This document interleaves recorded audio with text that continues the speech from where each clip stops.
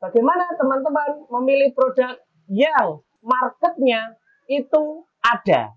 Itu ada dua perdebatan. Perdebatan yang pertama adalah teman-teman harus melihat.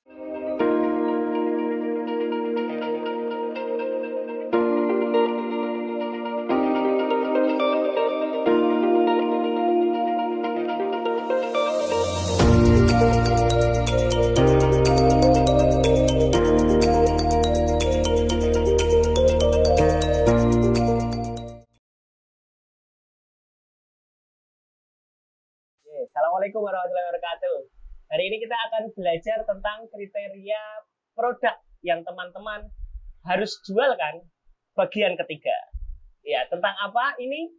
Adalah tentang bagaimana teman-teman memilih market untuk produk itu. Kalau tadi teman-teman yang pertama itu adalah memilih produk yang ngangenin, bagaimana memilih produk yang ngangenin. Yang kedua adalah bagaimana membuat produk yang net profitnya lebih dari 20%.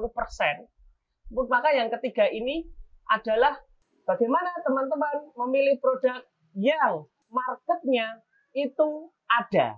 Itu ada dua perdebatan. Perdebatan yang pertama adalah teman-teman harus melihat market dulu, baru menentukan produk.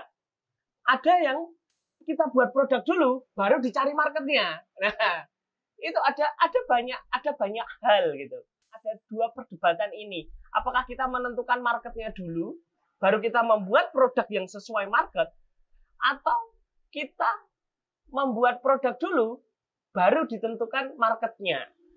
Nah, kalau saya lebih memilih melihat market dulu gitu. Kita melihat pasar dulu, pasar yang kita punya itu apa gitu. Pasar yang kita punya itu apa, baru menentukan produknya. Itu akan direspon oleh pasar lebih hebat, lebih keren. Wow. Contoh, saya belum pernah membuat produk ini ya. Contoh, saya belum pernah membuat produk yang secara produk gitu. Tapi saya punya contoh. Jadi saya punya pasar, punya database. Itu adalah database pelanggan-pelanggan apotek. Nah, pelanggan-pelanggan apotek ini kita bagi menjadi pelanggan yang diabetes. Ada itu. Obat-obat diabetes itu kita kumpulkan jadi satu. Maka kemudian kita buat produk. Produk khusus untuk orang-orang diabetes ini. Apa itu? Adalah webinar penanganan luka. Webinar penanganan luka. Nah, ini kemudian kita tawarkan ke mereka. Ini kan produk webinar ini. Kita tawarkan ke mereka.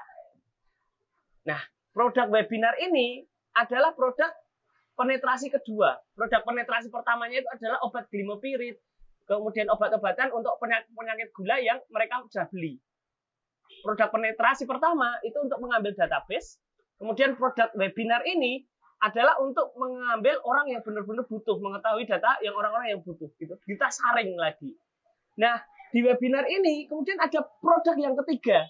Ada produk yang ketiga, ini adalah produk VVIP member. VVIP member, mereka punya dokter pribadi, perawat pribadi, dan apoteker pribadi. Nah, ini produk yang VVIP member, produk unggulan yang keuntungannya gede banget gitu. Nah, kami punya 3 produk di satu pasar.